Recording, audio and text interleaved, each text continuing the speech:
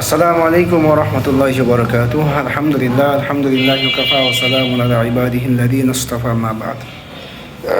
এক মুসলমান আর এক মুসলমানের প্রতি কয়েকটি হক রয়েছে। তার মধ্যে একটি হক হলো কোনো মুসলমান যদি অসুস্থ হয় তাহলে দেখতে যাওয়া, এটা হলো হক।